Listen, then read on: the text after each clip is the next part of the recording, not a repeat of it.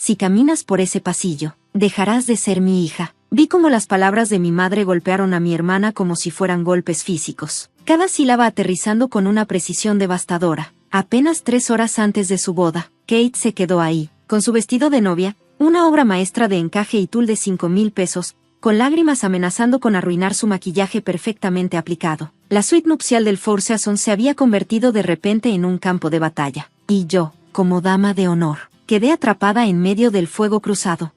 Todo porque Kate se había atrevido a invitar a la nueva esposa de nuestro padre a la boda. Ahora, 6 meses después de lo que se suponía sería el día más feliz de la vida de mi hermana, me doy cuenta de que ese momento en la suite nupcial fue solo el comienzo. Lo que sucedió en las siguientes 12 horas cambiaría a nuestra familia para siempre, poniendo a prueba lazos que creíamos irrompibles y revelando verdades que habíamos pasado años tratando de ignorar.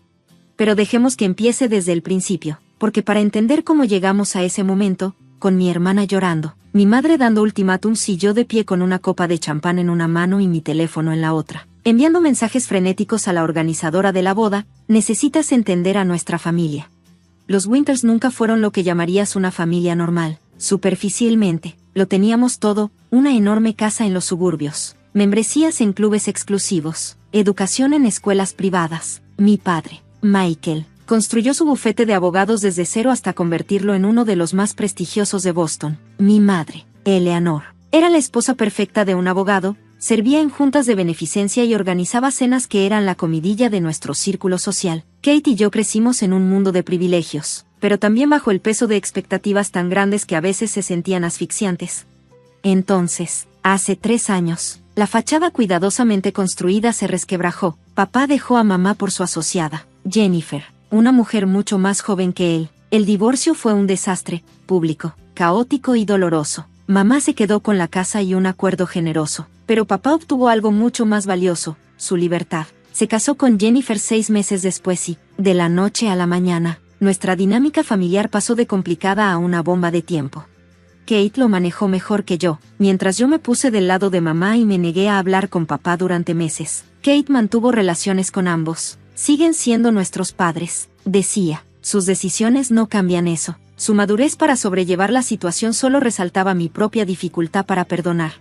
Cuando Kate conoció a Thomas en una gala benéfica hace 2 años, sentimos que, por fin, el universo nos daba algo que celebrar. Thomas era todo lo que podíamos haber esperado, exitoso, amable y, lo más importante, adoraba a Kate. Su compromiso, después de 1 año de noviazgo, debería haber sido un momento de pura alegría. En cambio, fue el detonante de una nueva ola de drama familiar. Los problemas comenzaron con la lista de invitados. Kate quería una boda íntima con solo 150 personas en el Four Seasons de Boston. Imaginaba un evento clásico que honrara las tradiciones de ambas familias mientras creaban nuevas. Suena sencillo, ¿no? Error. Mamá insistió en invitar a cada persona con la que había mantenido conexión durante el divorcio, todas las 200 de ellas. Estas personas me apoyaron cuando tu padre nos abandonó, decía, usando la culpa como un arma. Sería una falta de respeto no incluirlas. Papá, por su parte, quería llevar a Jennifer. Es mi esposa ahora, argumentó en una llamada particularmente tensa. No puedes esperar que asista a la boda de mi propia hija solo. Kate, tratando de complacer a todos sin perder su visión, quedó atrapada en una posición imposible. Y yo, como dama de honor, tuve un asiento en primera fila para presenciar el desastre.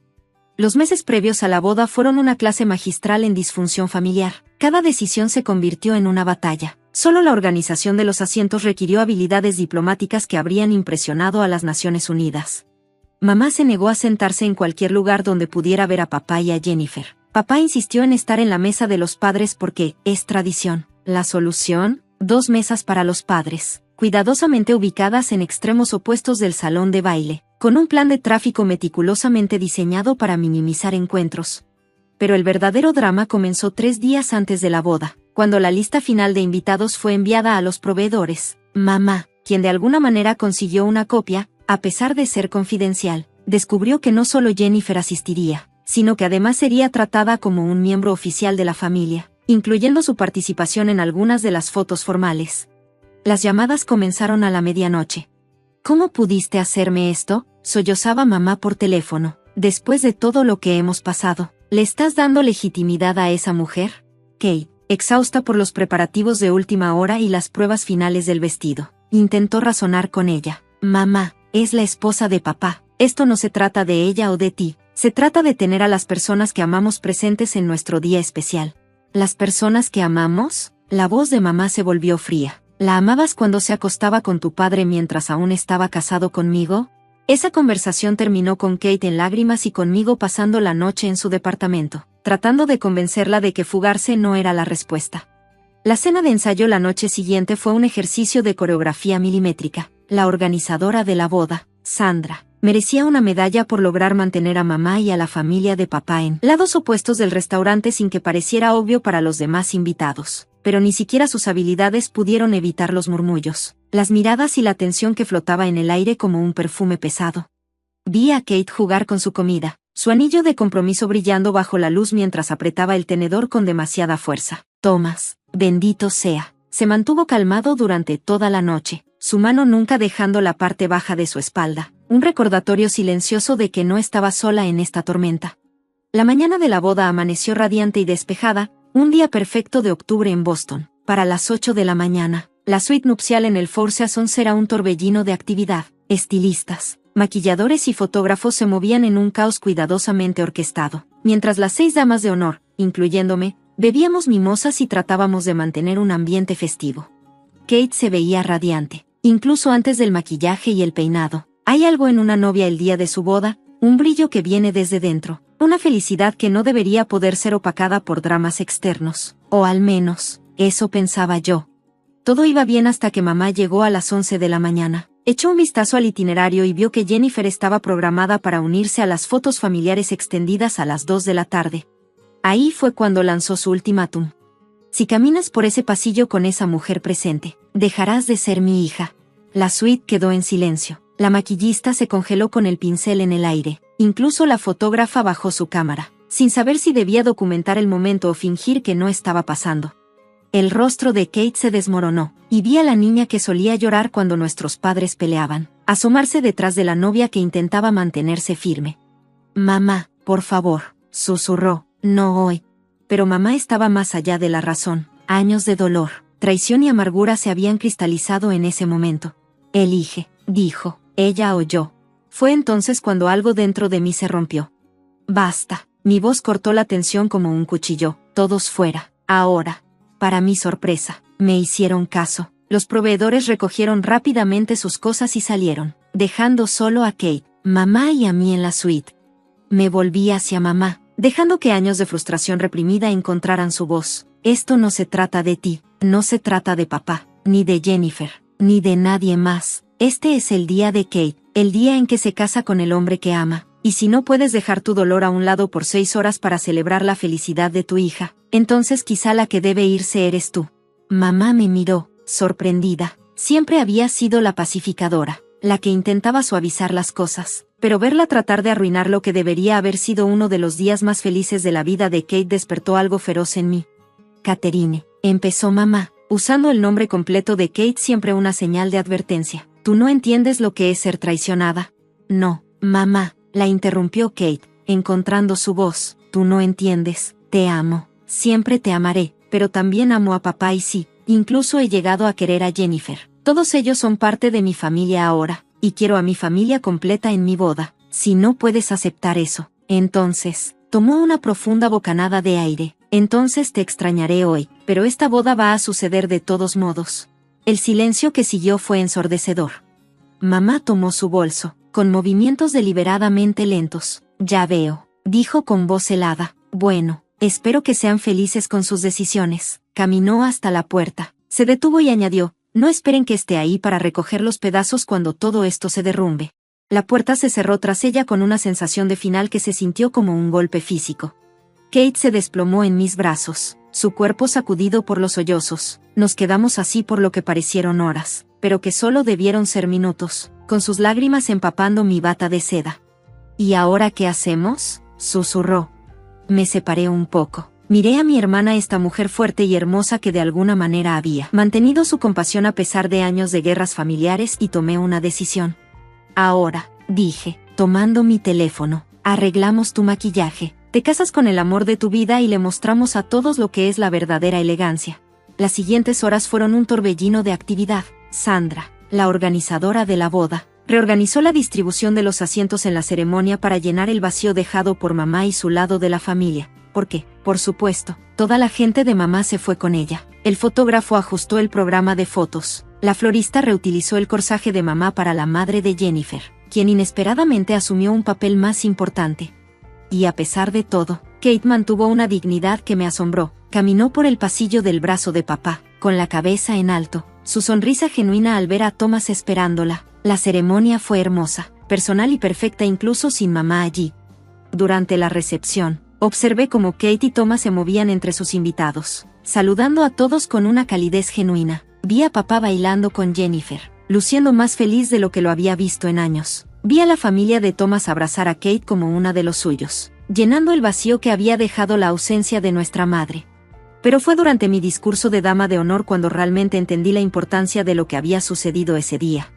El amor, dije, levantando mi copa, viene en muchas formas. A veces es dramático y apasionado, como la historia de amor de Kate y Thomas. A veces es tranquilo y constante, como el amor entre hermanas. Y a veces, el amor significa tener el valor de elegir la felicidad sobre la tradición, la paz sobre el conflicto y el futuro sobre el pasado. Vi los ojos de Kate llenarse de lágrimas, esta vez de felicidad, mientras continuaba. Hoy no solo estamos celebrando una boda, estamos celebrando el tipo de amor que es lo suficientemente fuerte como para resistir cualquier tormenta, lo suficientemente valiente como para forjar nuevos caminos y lo suficientemente sabio como para saber que la familia no se trata solo de la sangre, sino de las decisiones que tomamos. Las secuelas de la boda fueron tanto mejores como peores de lo que esperábamos. Mamá mantuvo su silencio durante meses, perdiéndose las fiestas, los cumpleaños y el anuncio del embarazo de Kate, pero poco a poco, casi imperceptiblemente, las cosas comenzaron a cambiar.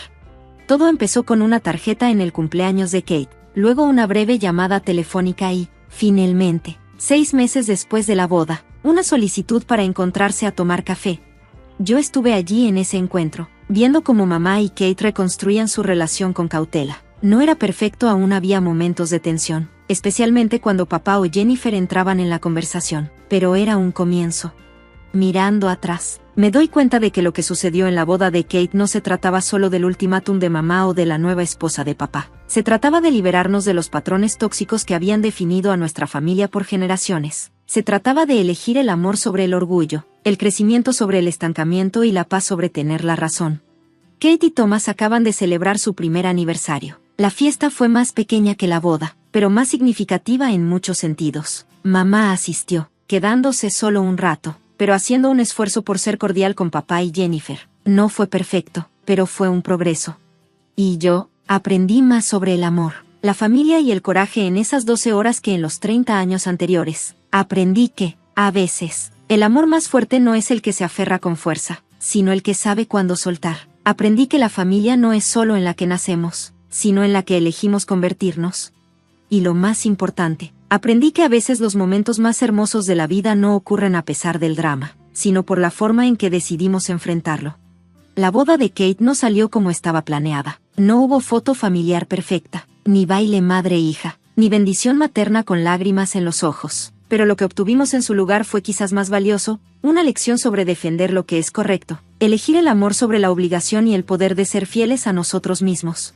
Hoy, cuando la gente pregunta sobre la boda, no les cuento sobre el drama en la suite nupcial o las sillas vacías donde debió estar la familia de mamá. En su lugar, les hablo de mi hermana, radiante en su vestido de novia, eligiendo el amor sobre el miedo. Les hablo de una familia aprendiendo a redefinirse, del coraje que se necesita para romper viejos patrones y de la paz que llega cuando finalmente somos honestos sobre quiénes somos y qué queremos. Porque, al final, eso fue lo que me enseñó el drama familiar en una boda, que a veces las tradiciones más importantes son las que tenemos el valor de romper, y que las familias más fuertes son aquellas que pueden sobrevivir a una ruptura y reformarse en algo nuevo. Kate y Thomas esperan su primer hijo en 3 meses. Mamá está cautelosamente emocionada por convertirse en abuela. Papá y Jennifer han sido sorprendentemente solidarios, incluso ofreciendo ayudar con la habitación del bebé.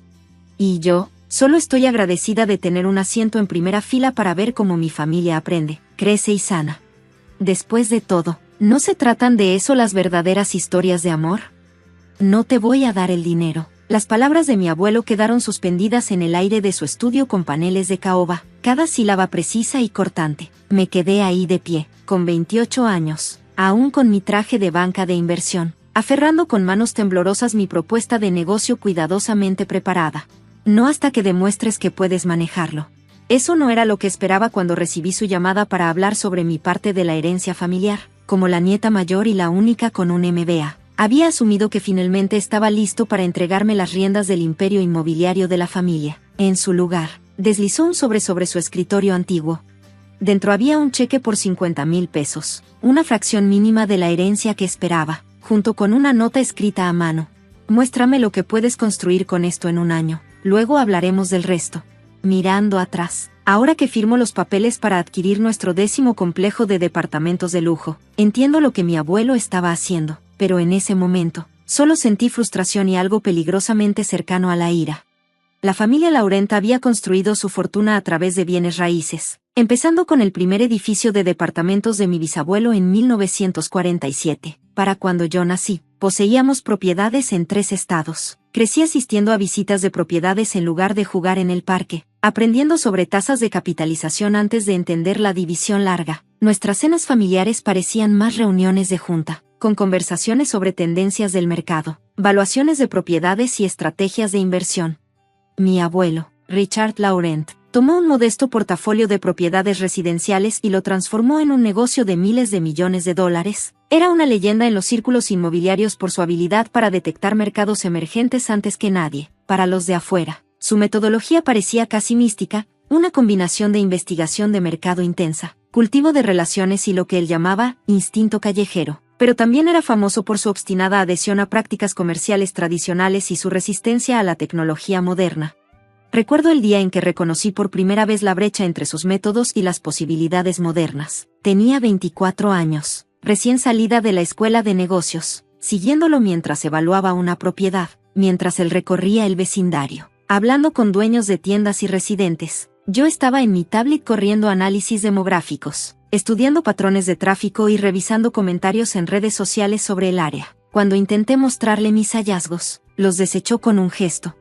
Emily, dijo, señalando la calle a nuestro alrededor, los bienes raíces no se tratan de hojas de cálculo ni de redes sociales. Se trata de entender el latido de un vecindario. Tu padre lo entendía.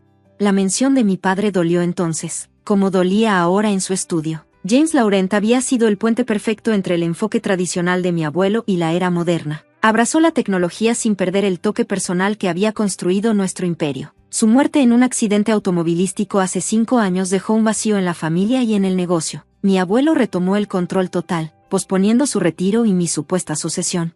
Ahí es donde chocábamos. Pasé 2 años en Goldman Sachs viendo cómo la tecnología transformaba el sector inmobiliario. Vi oportunidades en análisis de datos, inteligencia artificial y gestión digital de propiedades que mi abuelo descartaba como juguetes sofisticados. Mi propuesta era modernizar nuestro negocio familiar, comenzando con una transformación digital completa de nuestro sistema de administración de propiedades.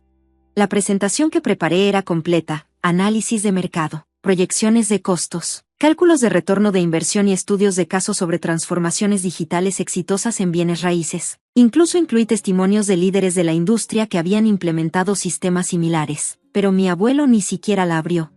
Emily, dijo, recostándose en su silla de cuero, los bienes raíces no se tratan de computadoras. Se trata de entender a la gente, caminar las calles, sentir el pulso de un vecindario. Tu padre lo entendía. Ese día, de pie en su estudio, tomé una decisión. Está bien, dije, tomando el cheque. 1 año. Salí sin mirar atrás, mis tacones resonando contra los pisos de mármol de la mansión donde crecí. Mi madre me esperaba en el vestíbulo, la ansiedad reflejada en su rostro. Siempre había sido la mediadora entre el tradicionalismo de mi abuelo y mis enfoques modernos. Te está poniendo a prueba, dijo en voz baja, apretando mi brazo. Hizo lo mismo con tu padre. Esa noche, en lugar de regresar a mi lujoso departamento, un regalo de mi abuelo por mi graduación del MBA, fui al modesto departamento de 2 habitaciones de mi mejor amiga Rachel, en un vecindario emergente, entre vino barato y comida para llevar. Comencé a formular un plan. Rachel, desarrolladora de software en una gran empresa de tecnología, había sido mi apoyo a lo largo de mi carrera. Me ayudó a entender los aspectos técnicos de mi propuesta de transformación digital y ahora, Me estaba ayudando a ver la oportunidad en el desafío de mi abuelo. Piénsalo, dijo, rellenando nuestras copas. Te está dando la oportunidad de probar tu concepto sin arriesgar todo el negocio familiar. Esto podría ser exactamente lo que necesitas. A la mañana siguiente, renuncié a mi trabajo en el banco y alquilé una pequeña oficina en el mismo vecindario. Rachel pensó que estaba loca por dejar un salario de 6 cifras, pero yo vi una oportunidad. El área se estaba gentrificando rápidamente, pero a diferencia de otros barrios en transformación, tenía una comunidad sólida de pequeños empresarios que luchaban por preservar su esencia. Pasé el primer mes simplemente caminando por las calles, hablando con residentes y dueños de negocios. Aprendí sobre sus temores de ser desplazados, sus sueños para la comunidad y su frustración con los propietarios ausentes. Cada conversación confirmó lo que sospechaba: había una manera de desarrollar bienes raíces que beneficiara tanto a los inversionistas como a las comunidades. María, quien había tenido una panadería local por 20 años, me contó cómo había visto pasar 3 diferentes empresas de administración de propiedades, cada una más desconectada de la comunidad que la anterior. No entienden que un vecindario es como un jardín, dijo, amasando la masa mientras hablábamos. No puedes simplemente comprarlo y esperar que prospere, tienes que nutrirlo.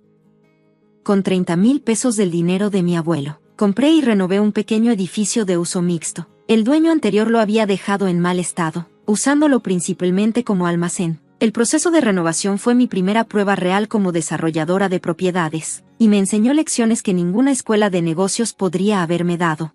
Trabajé con contratistas locales, muchos de los cuales compartieron historias sobre la justicia e integridad de mi padre. Miguel, el electricista de confianza de nuestra familia durante décadas, me contó cómo mi padre lo había ayudado a iniciar su propio negocio, incluso firmando como aval en su primer préstamo empresarial. Parecía que mi padre había tenido toda una vida en estos vecindarios de la que yo no sabía nada.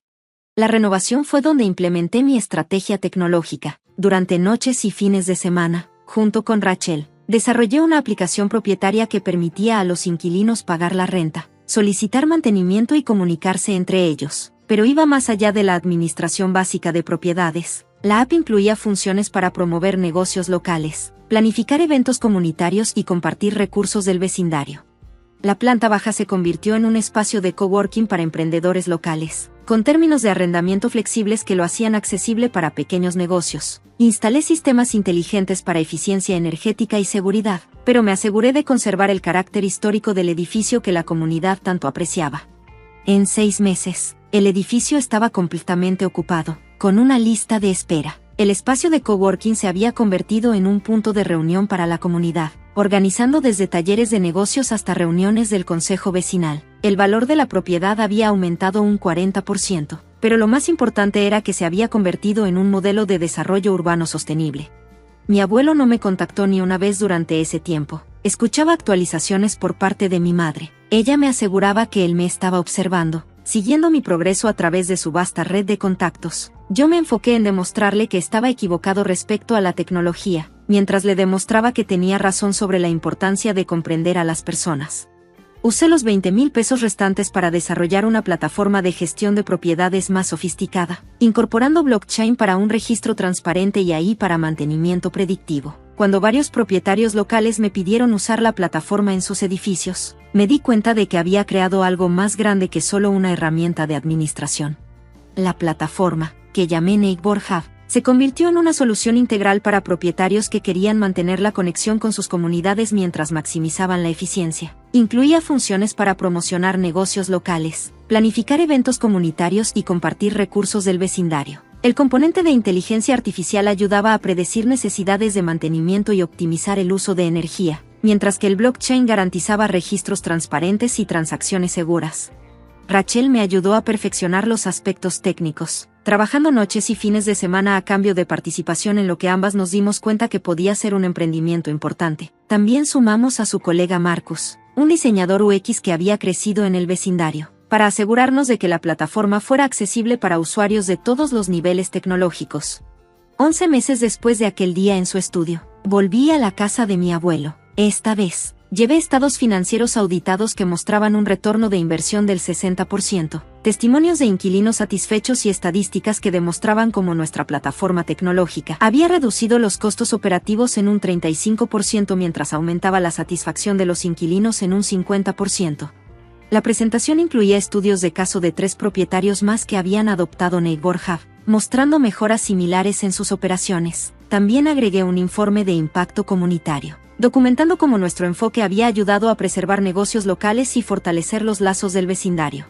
Mi abuelo escuchó en silencio mientras presentaba, con una expresión indescifrable. Cuando terminé, caminó hasta su caja fuerte y sacó una carpeta gruesa.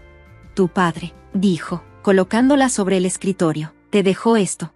Dentro había notas detalladas sobre cada propiedad que había administrado, cada relación que había construido, cada lección que había aprendido. En los márgenes, había escrito sus sueños para el futuro del negocio, incluyendo bocetos para un sistema de gestión digital sorprendentemente similar al que yo había construido. Él sabía, dijo mi abuelo, su voz cargada de emoción, que el negocio necesitaría evolucionar. También sabía que tú serías quien lo haría. Hizo una pausa, ajustando sus lentes. Yo necesitaba estar seguro de que podrías honrar su legado mientras construías el tuyo propio. Hoy, Laurent Properties luce muy diferente a como era cuando mi bisabuelo la fundó. Nos hemos expandido más allá del sector inmobiliario tradicional hacia la tecnología de bienes raíces, con Neighborhood ahora operando en miles de propiedades en todo el país. Sin embargo, hemos mantenido nuestro principio central, entender que los bienes raíces se tratan, en esencia, de las personas y las comunidades. Mi abuelo, ahora oficialmente retirado, sigue visitando la oficina cada semana, ha aprendido a usar un iPad, aunque se queja constantemente de él, y se ha convertido en un inesperado defensor de nuestras iniciativas tecnológicas. Su sabiduría de a pie, combinada con nuestras innovaciones, ha creado algo verdaderamente único en la industria. El mes pasado, durante la inauguración de nuestro más reciente desarrollo de uso mixto, encontré a mi abuelo platicando con una joven emprendedora tecnológica sobre sus planes para una herramienta de planificación urbana basada en inteligencia artificial. Más tarde, me llamó aparte. Tu padre estaría orgulloso, dijo, con los ojos brillantes, no solo por lo que construiste, sino por cómo lo construiste.